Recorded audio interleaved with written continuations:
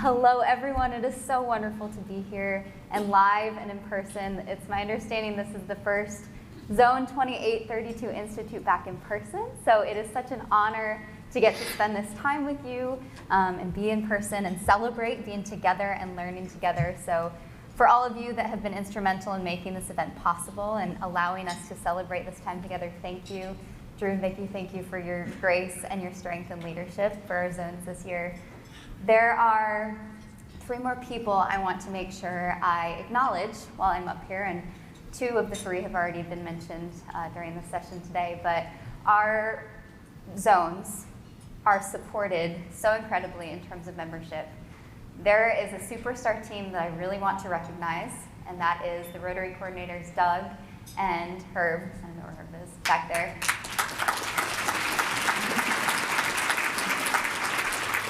And a third person that I hope many of you know. If you don't, I hope you meet her, but Phoenix McLaren. I also don't know where she is, over here. These 3 individuals have worked tirelessly to support and grow membership in our region of the world, and I am so thankful to the 3 of you for the work that you have done, especially in engaging young individuals in our region and the work that you continue to do. So thank you, the 3 of you, for the work that you and the leadership that you bring to our zones.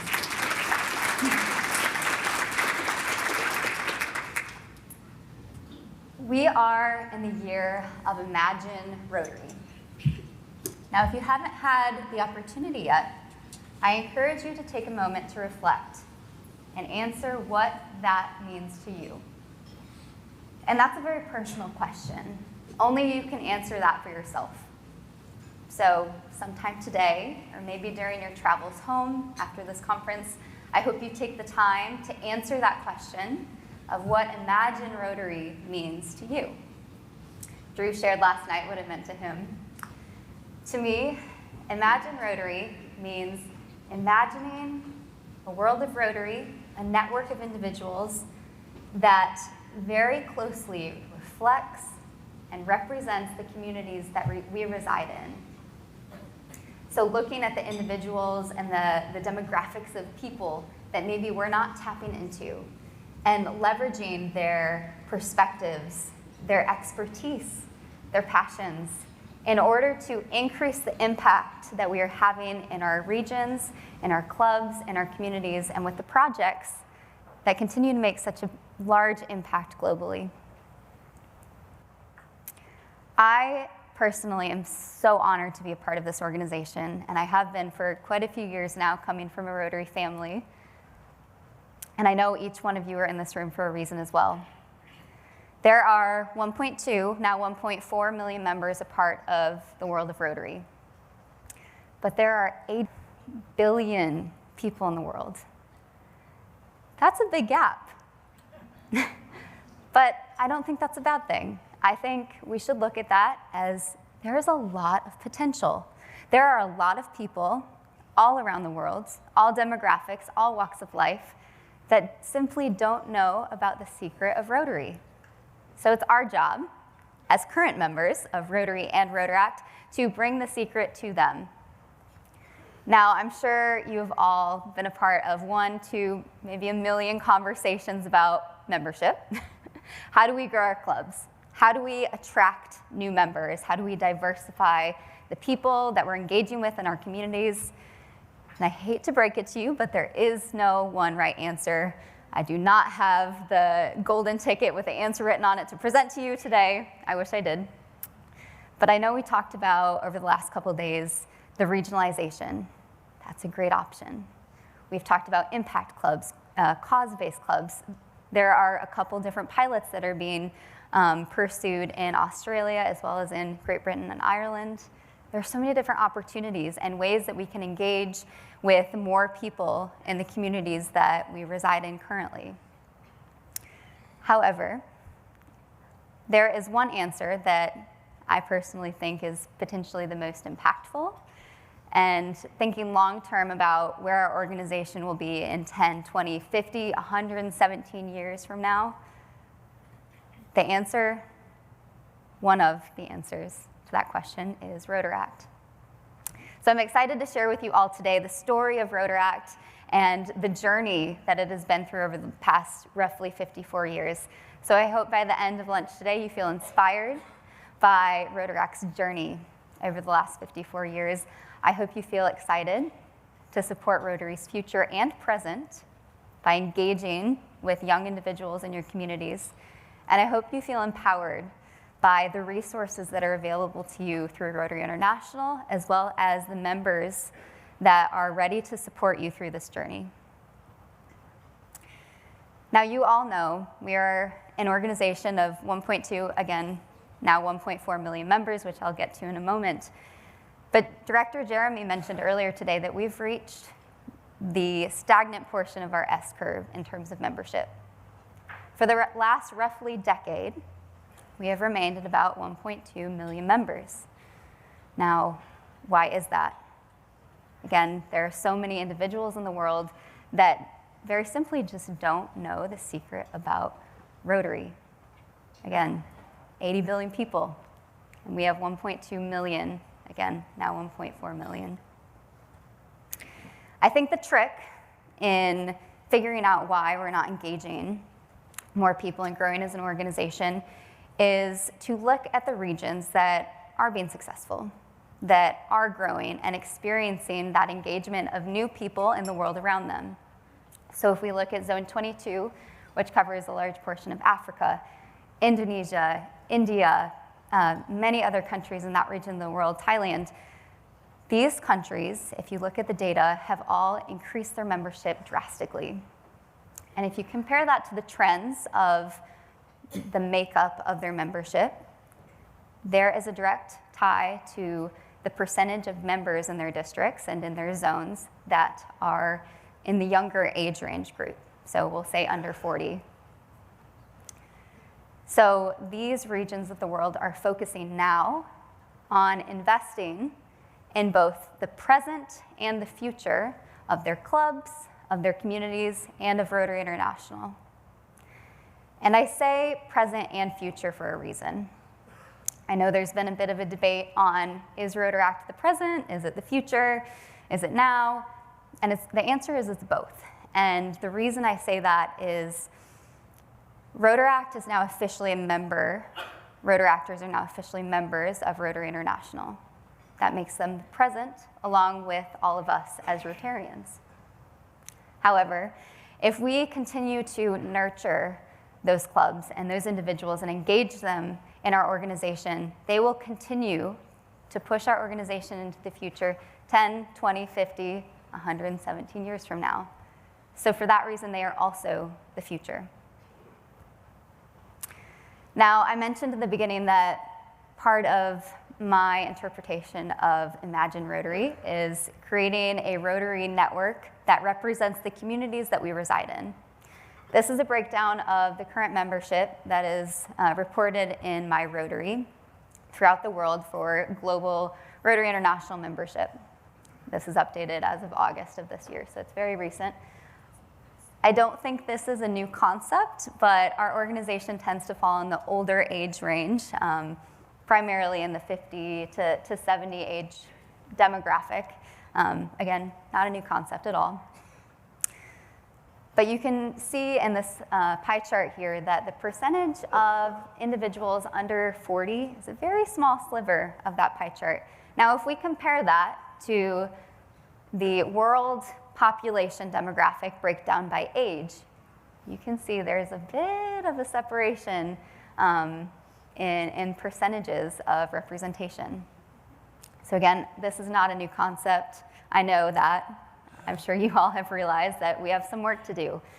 But I hope you look at this and get excited that there's so much potential.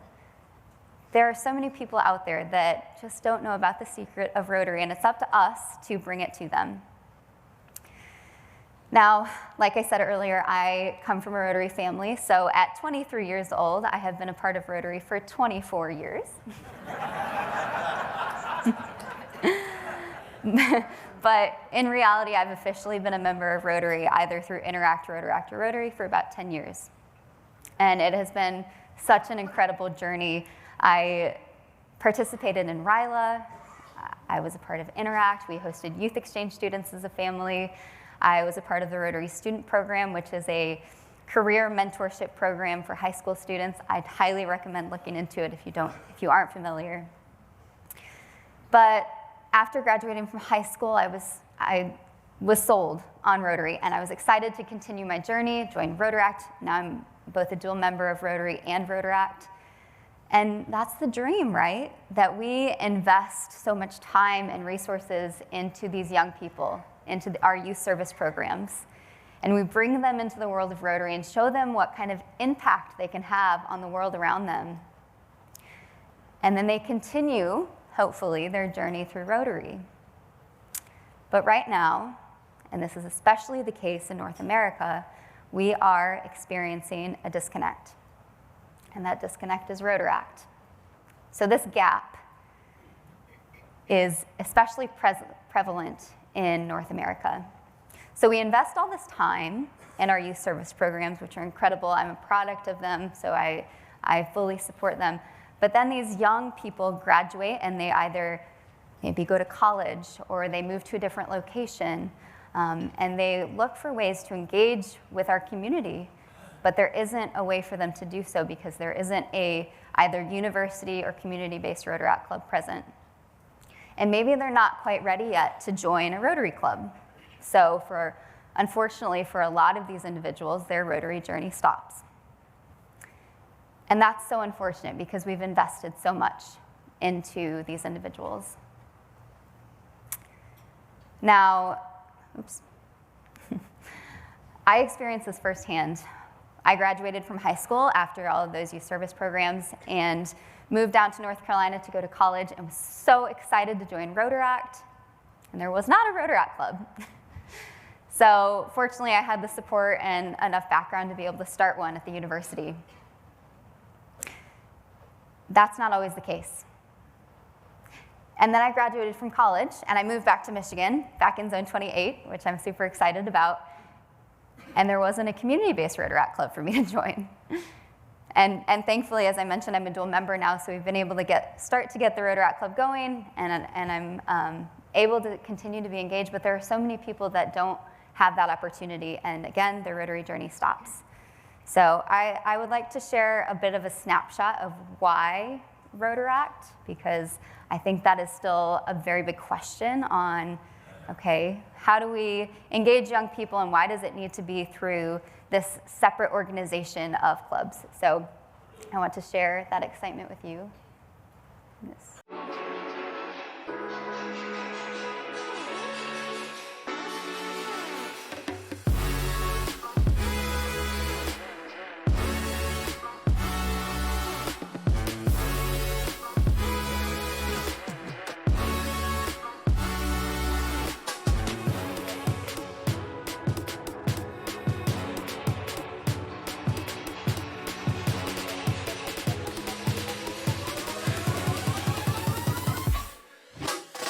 Rotaract stands for Rotary in Action, and that's because we are always doing something.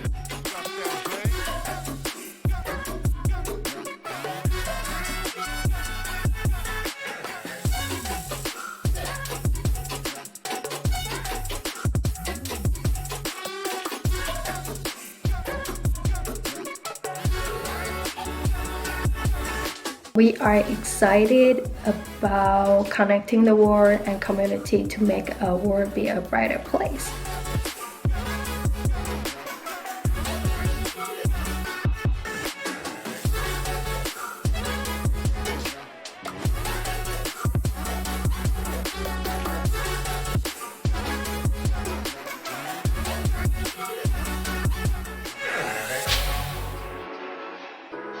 So impressed and so surprised by how many people I've met through Rotaract that are so passionate about service and helping others and putting others above themselves.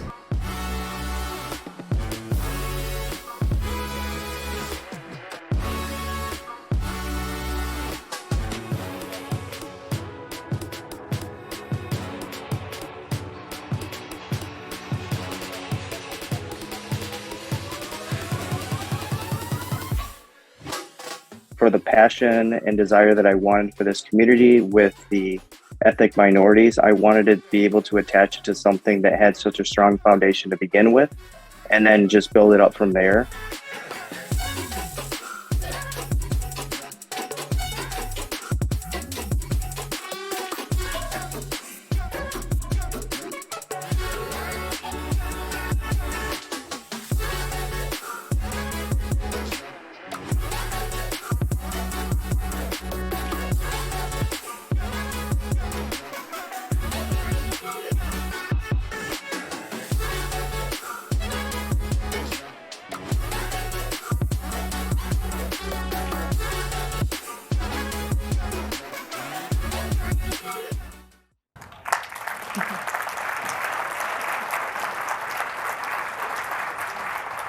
How many people want to join Rotaract now?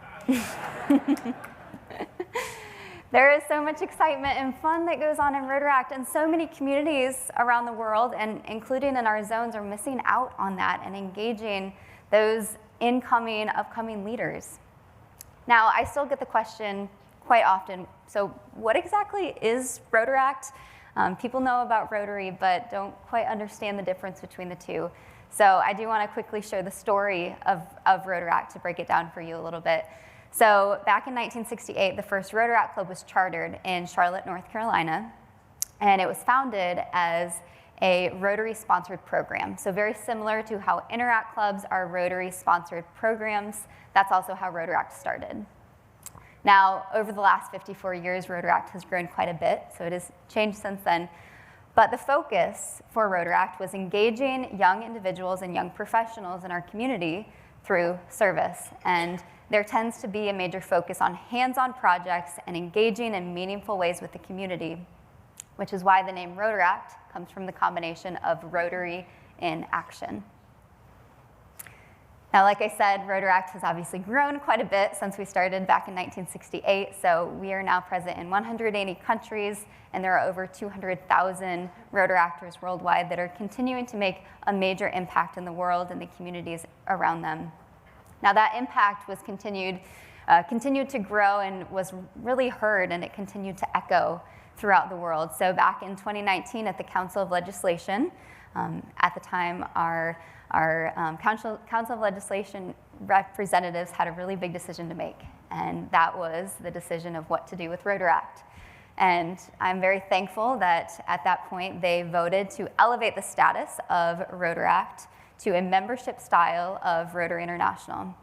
So just like your satellite clubs, your cause-based clubs, your Rotary clubs are members of Rotary, so is Rotaract, which is super exciting to see that the impact that these young professionals and young individuals in our communities are making is finally being recognized.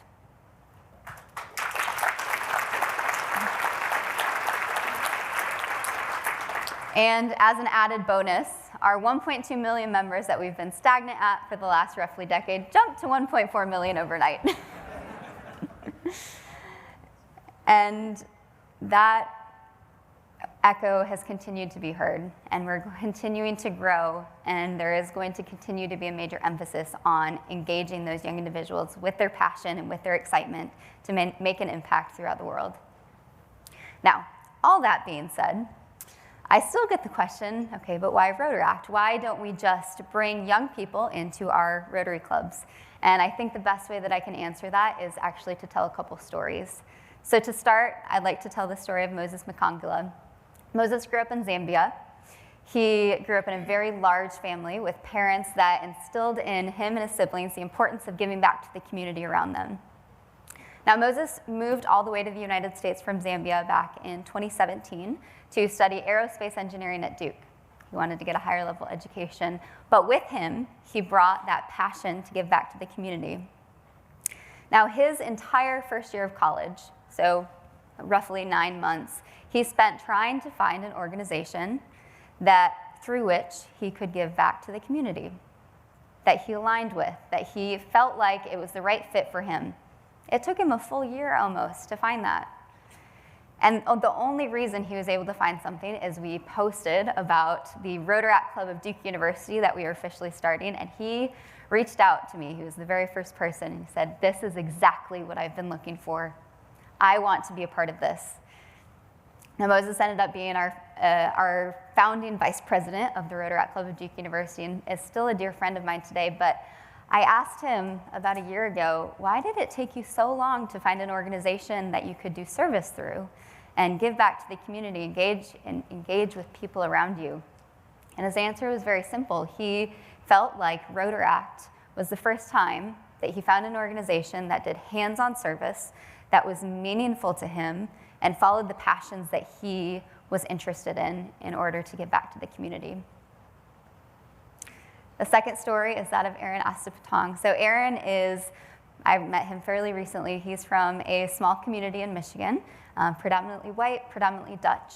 And about a year ago, I believe, his high school buddy, Michael Clare, reached out to him about joining a Rotary Club. And neither of them had been involved, but thought it would be interesting. They had heard about it and were excited to potentially get involved. So they tried out the Rotary Clubs in their area. Didn't quite find the right fit. Now, the reason for that is 100-fold. There could be any number of reasons that someone doesn't feel like they fit into a club. Both individuals happen to be young parents with young families. They're young professionals in the community. And as well as that, they're also minorities. So thankfully, Michael and Aaron, as well as the 13 other individuals that they were able to bring on board with them, did not step away from the world of Rotary entirely. Instead, they banded together and created a Rotaract Club. So they continued to stay involved with the world of Rotary in a way that was meaningful to them and that met them where they are at. So one of the really cool things about Rotaract, which Doug actually mentioned with the Rotaract Club that is being started for the Ukraine refugees, is there is a major focus on accessibility and flexibility to meet people where they're at. And you know this person. The third and final story I'd like to share is actually that of myself. So I mentioned I'm a Rotarian, but I am also a member of Rotaract, so I'm a dual member. And beginning January 2023, I will be paying, alongside all other dual members, Rotary International fees for both organizations. And to me, that's still worth it. And you might ask, why? Why not just stick with one club? I come from a Rotary family. I come from a district that has an amazing youth service program. And throughout growing up, I was able to grow professionally in such a meaningful way. And through that, I recognized that as a young person, early in my career, about a little over a year now, it's so important to continue to have that focus on networking and professional development, leadership development, and mentorship. I'm looking at my mom because she's my biggest mentor, and she's sitting right here.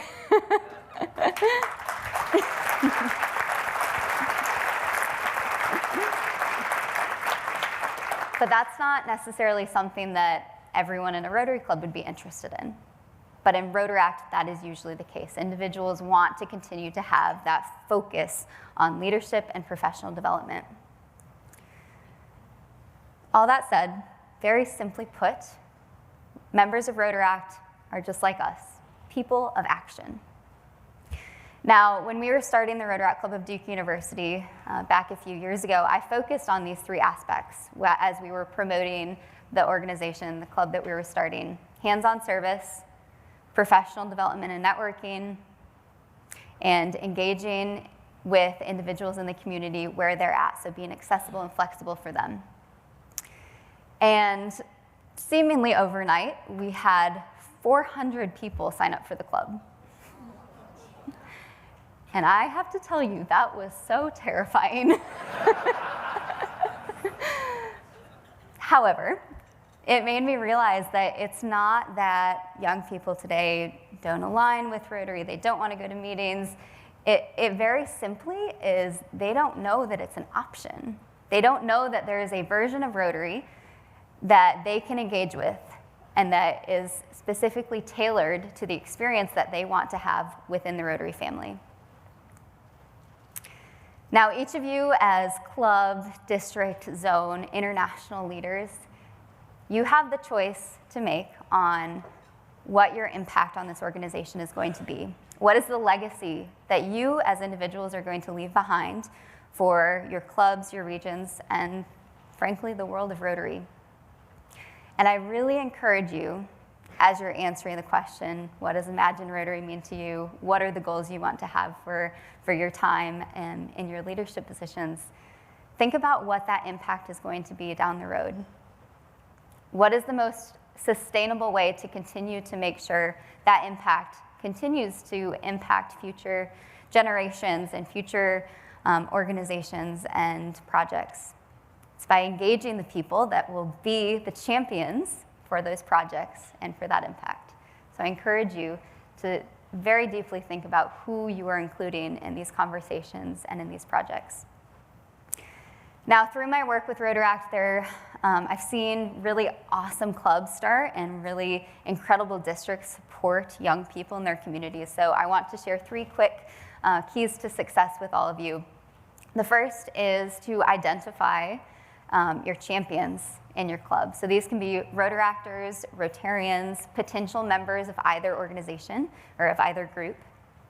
But there needs to be somebody or a group of somebodies pushing this forward. Number 2 is creating a District Rotaract team. So a group of people that are specifically focused on supporting the engagement and creating a platform for young individuals in your district. So this is a District Rotaract representative and a District Rotaract chair. If your district does not have either of these, I strongly encourage you to make that happen, as well as the rest of the district team. The district governor chain, district membership chair, public image, Rotary Foundation. It is up to everybody to focus on engaging young people. And last but not least, the international connections and resources that are available to you. It's so important you take advantage of them. You've met many of the individuals in this room that have a focus on membership, and I've mentioned Phoenix and Herb and Doug already with their continued focus on engaging young people. There are so many resources available through Rotary International as well. And I know at the zone level for 28 and 32, there will soon be a resource available for specifically looking at Rotaract and doing an assessment in your district for understanding what the needs are and how things are going. So stay tuned for that. An additional resource I want to highlight is multi-district information organizations. So these are regionalized support networks specifically focused on Rotaract and engaging young people in our regions. So within Canada, there is Rotaract Canada, so that's relevant for us. And then in the eastern half of the United States and the Caribbean, there is Ascension Rotaract Network, which is also relevant for our 2 zones. So if you haven't already, engage with both of those organizations and groups. Now, Drew mentioned yesterday that we are at a crucial time in our organization. It is up to us and the decisions that we're making now that will determine what happens for Rotary International into the future. Now, that's really exciting. That shouldn't be scary. That's exciting that the decisions that we're making will determine what the future of Rotary International is. As you're creating your goals for this year, next year, the years to come, I hope you deeply think about the individuals that you are engaging with and including in these conversations. And as you're thinking about those goals, I hope you remember this quote from the one and only Paul Harris. If Rotary is to realize its proper destiny, it must be evolutionary at all times and revolutionary on occasion. So as you are working on your goals, whether they are evolutionary or even revolutionary, I hope you work to engage the current and the future members of our organization. Thank you so much for your kind attention.